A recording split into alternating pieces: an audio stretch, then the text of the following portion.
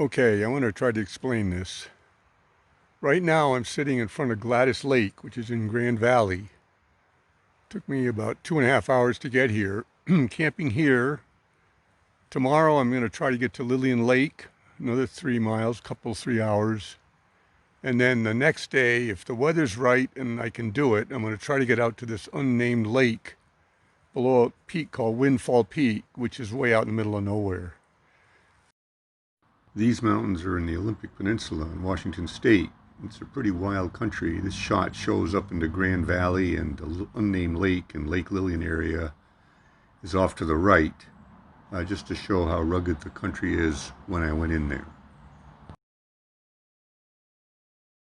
But the reason I want to do this is because in these 3 stories that emerged as I was trying to write a story, this unnamed lake, which is a real lake, has a big part in these stories. So I thought I ought to try to go see it. So what are the stories? Well, I moved out here in 1990. I always wanted to come out here because I wanted to be near the Olympic National Park, which is this amazing place with rainforests and glaciers and real close to the ocean, the last real wilderness in the continental U.S. That was the last place explored in the 1890s. And I always wanted to write a story about this park, about the country in this park. And then when I went to work out here, I ended up working with the Port of Seattle, and I ended up negotiating fishing agreements with 2 tribes, the Muckleshoot tribe and the Suquamish tribe, who fished in Seattle Harbor. So they had fishing rights right where all the ships came. So I spent 20 years, almost 20 years doing that. And I think I got to know something about the tribes and something about the great people who are on the Fish Commission and fish with the tribes. And it's a really interesting months-long discussion, actually. But one of the things that became very clear to me right at the start was all these tribes out here, their feeling is they've always been here. Since time immemorial, they've always been here. They have not, they would say, come over on the Bering Land Bridge. They'd consider that an insult. And so they've always been here. So here I had this beautiful park that I've done a bunch of hiking in. And these tribes will have this legend that they've always been here. And so I wanted to do this story. And I did a story about 4 or 5 years ago called Strongheart, about this ornery girl who shows up at a grandfather's door. He doesn't even know he has a granddaughter. He's about to go camping in the park, so they take her with them, thinking they can teach her something because she's ornery. But she ends up teaching them, and they have a great adventure. And then I finished that story, but there was more to tell, so I told another story, which is called Adrift. It's really set at sea. It's a sea story, but it deals with a lot of the same people and a lot of the same issues, the same kind of story. And then the third story, which was going to come out a year ago until this COVID, but will come out soon, called Totem, wraps everything up. But this unnamed lake, which is not the lake behind me, that's Gladys Lake, but the unnamed lake is key to it. And I figured if I'm writing about this, I found it on the map, I ought to go see it. So that's what I'm going to try to do. I've tried 5 times and failed each time because I'm old and slow, but I'm persistent. So let's see what happens. So this is a map showing the route I took, how far I got, and off to the left, you'll see in the center, that red dot, that's the unnamed lake, which really exists. The first half of the trail's on trails, and the second half's off trail. A couple nights down in Grand Valley and a couple nights up in Lake Lillian. It's not very far, but it's stressful, especially for anyone who's a little bit slower than normal. I think I am. You'll learn that. The first off-trail section, you climb up over a low pass, then you go down a big rock fall around an exposed buttress and across a gnarly slope to a meadow, and from there it gets even thicker going up to Lake Lillian. So heading into Lake Lillian, there's thick brush, sort of a way path, a lot of false trails. Then you get to this rock slide, have to go up that. Then you have to climb 1,000 feet up to Lake Lillian through this beautiful basin that's as big as Thousand Acre Meadow over another part of the park. So it's not very far as distance goes, but it's a little deceptive and it does take time and it's tricky on footing.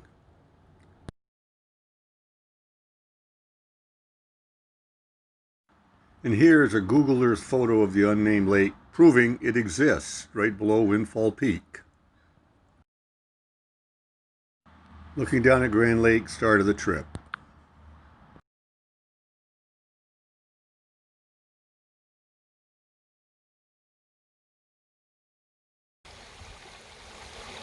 Okay, I'm second day.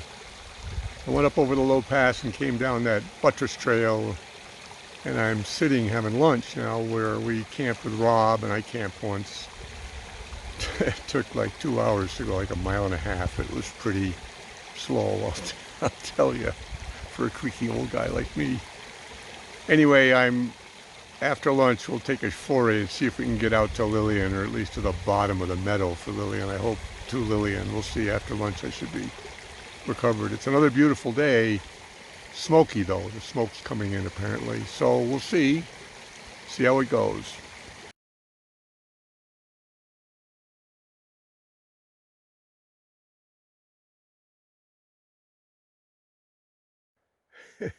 So I've been going for an hour and a half, and I bet I've gone a mile, maybe. I started off from the basin below, the low pass, and followed this trail and got way up high. Then the trail petered out, and it was really treacherous coming downhill, steep, roots, holes. And then I finally found the base of the slide to come up here, and I started up that, but then I turned off, thinking I could do a little shortcut, and of course had to bushwhack up about 300 yards of steep, gnarly shit. I don't know if I'm going to get to Lake Lillian. I still got to go down this thing and climb 1,000 feet to get to the lake, and we'll see.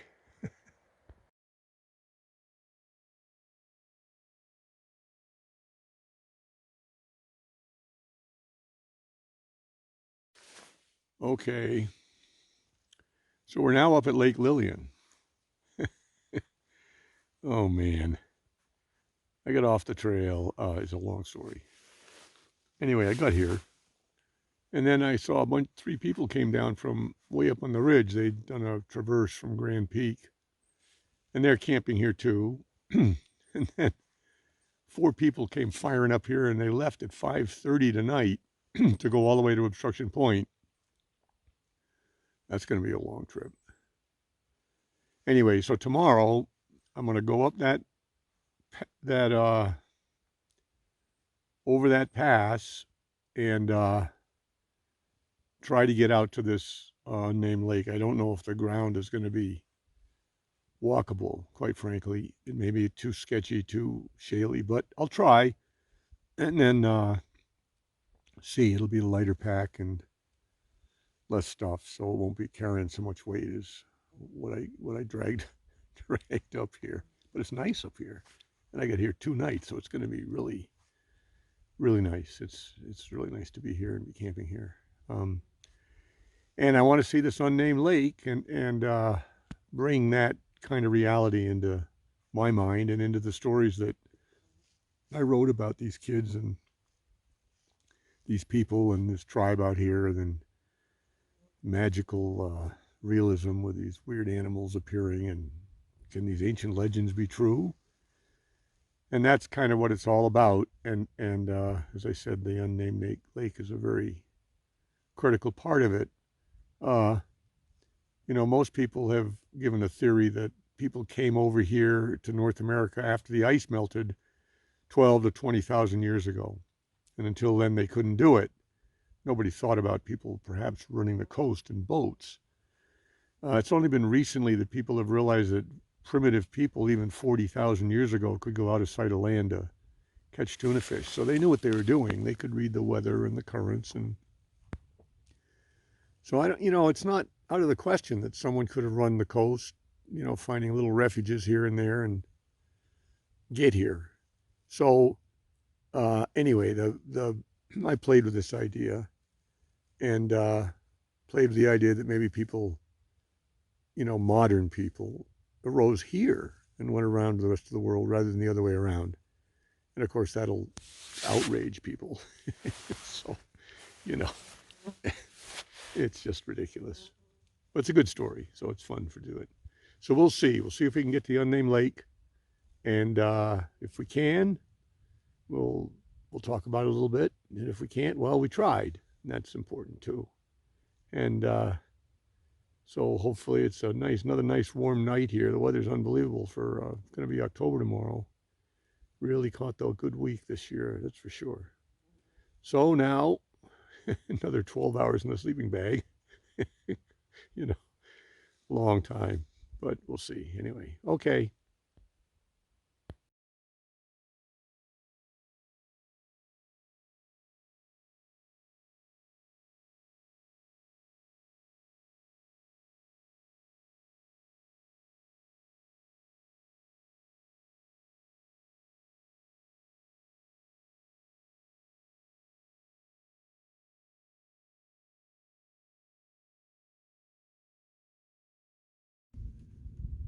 All right, we're standing above Lake Lillian. That's the lake behind me.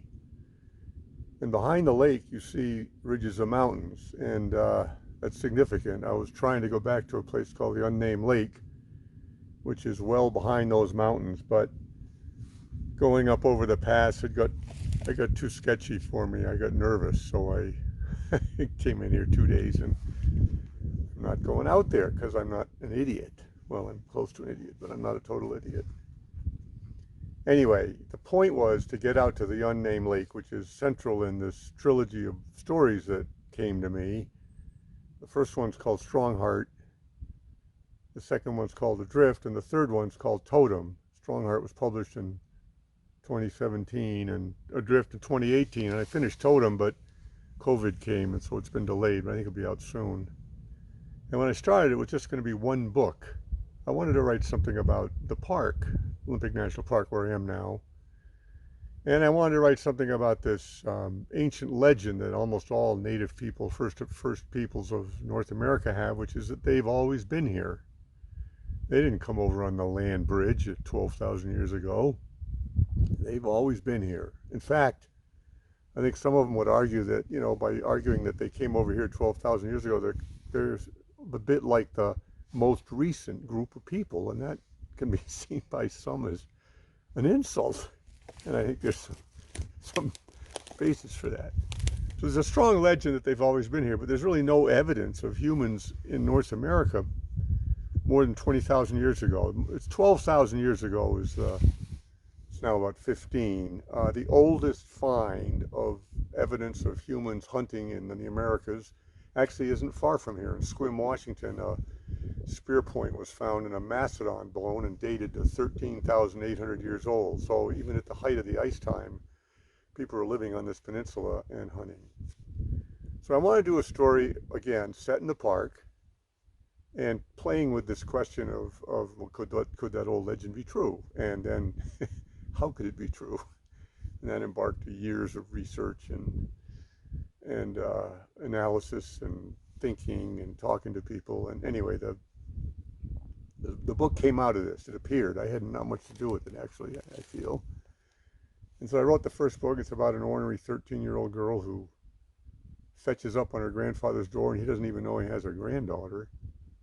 And they take her with them on a camping trip into the park to see his grandfather's grave. And along the way, she sees something, and they don't believe her, and they're taking her out in the woods to teach her something about life and grit, and she ends up teaching them. And they have a great adventure. And at the same time, there's a mining company that has a permit to mine in this national park. It turns out that permits that are valid at the time a park's formed can still be used, which I didn't know until I did some research. And this park was formed in 1938. So I had this mining company had a permit to mine in here, and they get crossways with this girl and her grandfather and his two friends, and they have a great adventure. And after the story ends, I wanted to keep going. The story kept talking to me, so I did another one called Adrift, set a few months later, set in the Gulf of Alaska and on this peninsula. And one of the characters in the first book, William, who's a native person, um, he's a sailor.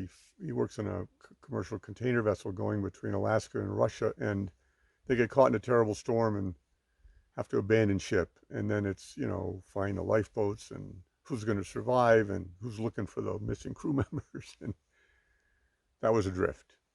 And then the third book, Totem, set the following summer back in the park, same mining company, pretty much the same group of people, a few different ones, and they get right down to it. And there's a lot of loose ends or mysteries in the first couple of books that all get resolved. So those are the books. And um, and central in the book, because I found it on a map, is this place called this unnamed lake below Windfall Peak. And I wanted to go out there for years. I made several trips trying to get out there. And this trip, I got up here to Lake Lillian in some beautiful, beautiful weather. It's October 1st today, actually. And I got out here, and I was going to take today to go out and try to see that lake. But I went up the trail to the pass, and it was real sketchy, real slippery, really steep. And I'm not 20 anymore, and I can't bound around like a goat. And I got nervous, so I decided that rather than calling a rescue crowd for me somewhere out in the middle of nowhere, I'll bag it, call it good. At least I tried. And I wanted to take a picture of the unnamed lake, or even draw it to put in the books. But the lake exists. It's a critical part of the stories, and it's a important part of the stories. And if you're younger than I and stronger than I and have more of a will, maybe you can go out to the unnamed lake. But I didn't make it. Now I want to get back. So anyway, it's just beautiful out here. And these stories I wrote, I wanted to celebrate that to some degree. I think I have. And then again, I wanted to really play around with that legend and a bunch of other stuff too. But Strong Heart, Adrift, and Totem are the stories produced by Iron Twine Press. And if you get a yen to read something that's a little different, I encourage you to try it. And if not, but you get a chance someday to really get into this park, you're the winner. It's a beautiful place. So from beautiful Lake Lillian and a 75-degree 1st of October day, I'll be signing off. Thanks.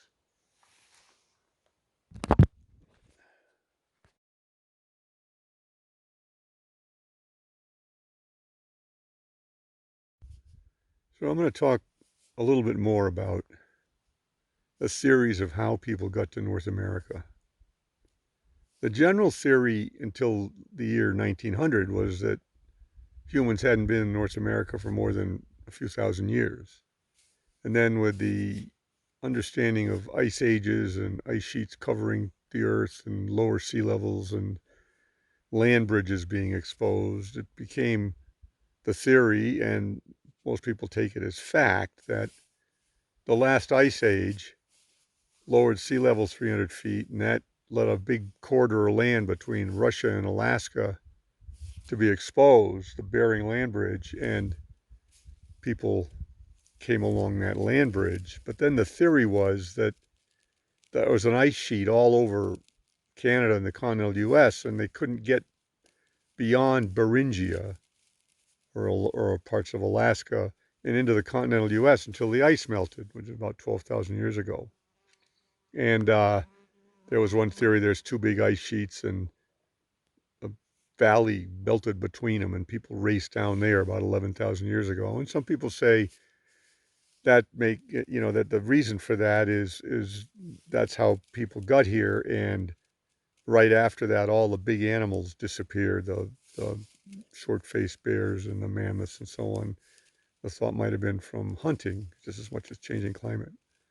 So that was the theory 12,000 years ago, because the ice age was at its maximum about 20 to 12,000 years ago.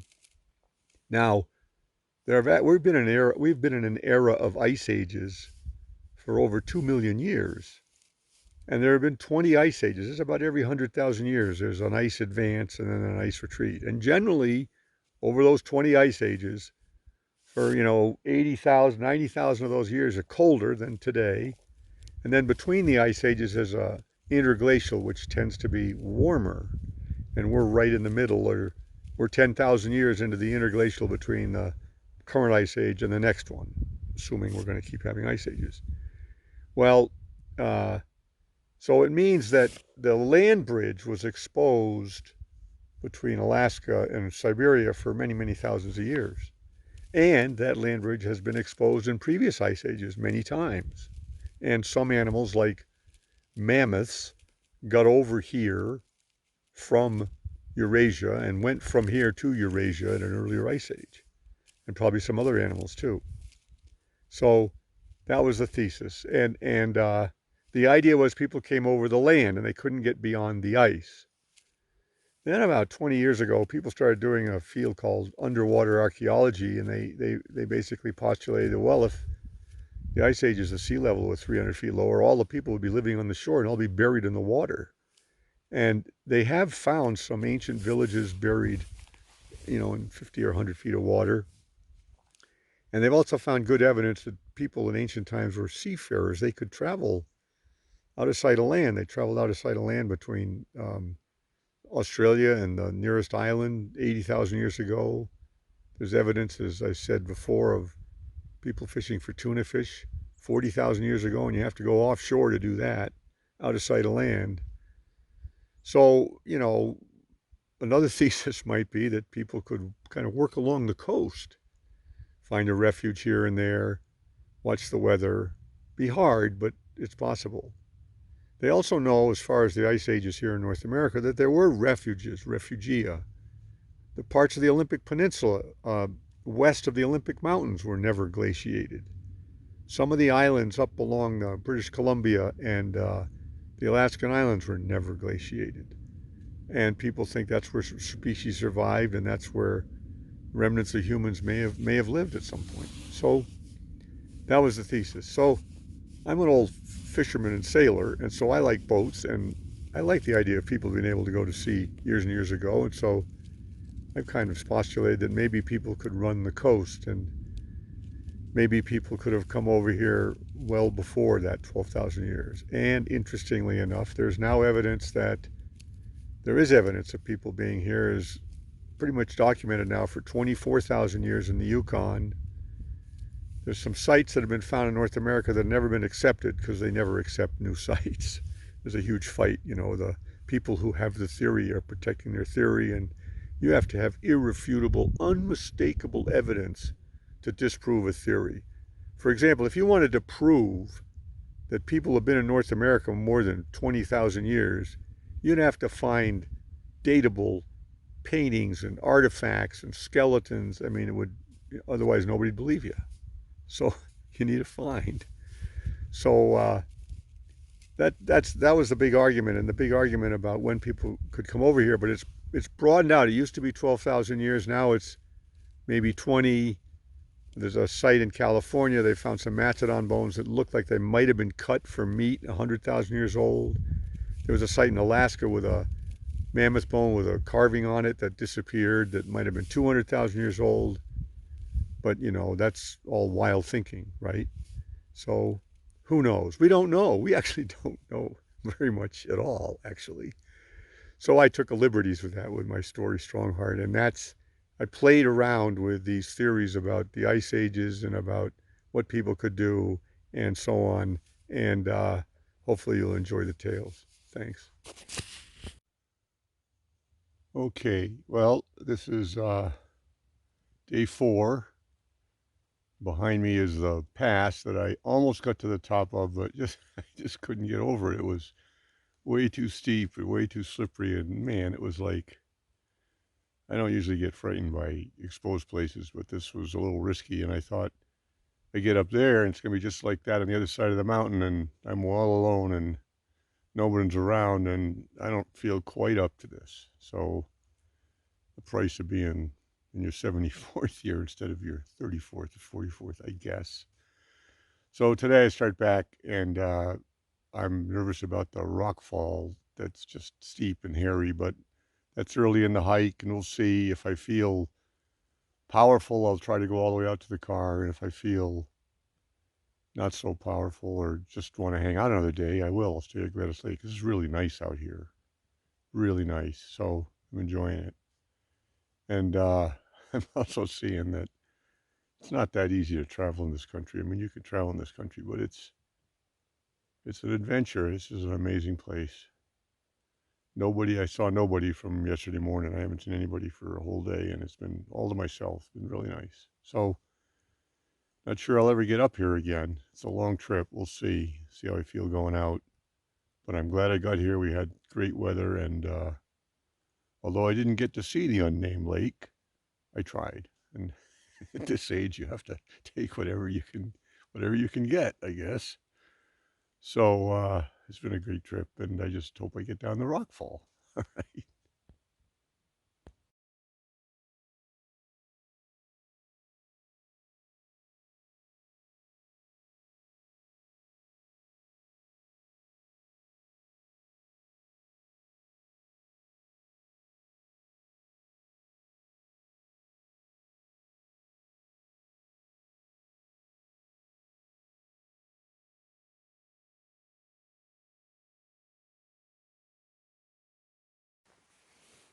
All right. Well, we tried to come out here to get to the unnamed lake. It's the fifth time I've tried, and I got the furthest.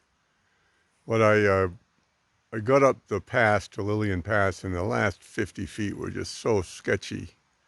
And I got scared. I figured if I was out there all day coming back, if I got up there, I'd be really risky coming down. So my total trip stopped. I never made the unnamed lake. I didn't even make Lillian Pass. But I tried, as I've said before. So now I'm back. I got back down yesterday from Lillian Lake down to Gladys Lake. I thought I might be able to get all the way out, and I could have if I'd blown myself completely. I mean, it took like 4.5 hours to get from Lake Lillian down to Gladys Lake. Once again, the rock fall was not as bad as I feared it would be. It was sketchy, but it wasn't bad. It was just you had to be careful and very, very slow. But then the side trail, from the low pass, the meadow below the low pass down to the turn up to the rock field. A couple of times I've done it, no problem. This time I again got derailed, went way high, got lost for an hour. Pretty ridiculous. So, and I was not very energetic coming up over to the low pass and over that rock field and those rough trail. I've had it with rough trail for a while, but this I get 5 miles out, maybe 3 hours, all on good trail, and we'll see how much I'm wheezing and gasping by the time I get up the pass. So unfortunately, I didn't get to get pictures of or samples from the unnamed lake, which I really want to do because of the stories that I've done. But it was a great trip, and it's been a great trip, and perfect weather. I've never seen weather like this in 30 years out here for this many days, and so very, very lucky and glad to be this far still in one piece. So I'm not sure that a guy my age is going to be doing much of this anymore, off-trail stuff. It's a little too sketchy. Maybe with somebody else, that'd be better, but by yourself, it's not very bright, frankly. But I was never the brightest bulb in the room, as my friends and family would tell you freely and often. So, okay, so this is first trip I ever took in the Olympics with this kid, Will Friedman, right after I got here in 1990. It was 4th of July. I expected rain for the full time because that's what they always said it did. Perfect weather, just like this, 4 days. And I never had perfect weather for 4 days like that, ever. Again, I always had a little bit of cloud or something. This has been 5 days of perfect weather. So this is the last time I come out and go off trail. I'll take it. I'm happy with it. So anyway, so one last grunt to get out of here, and then this trip will be in the books. Thanks.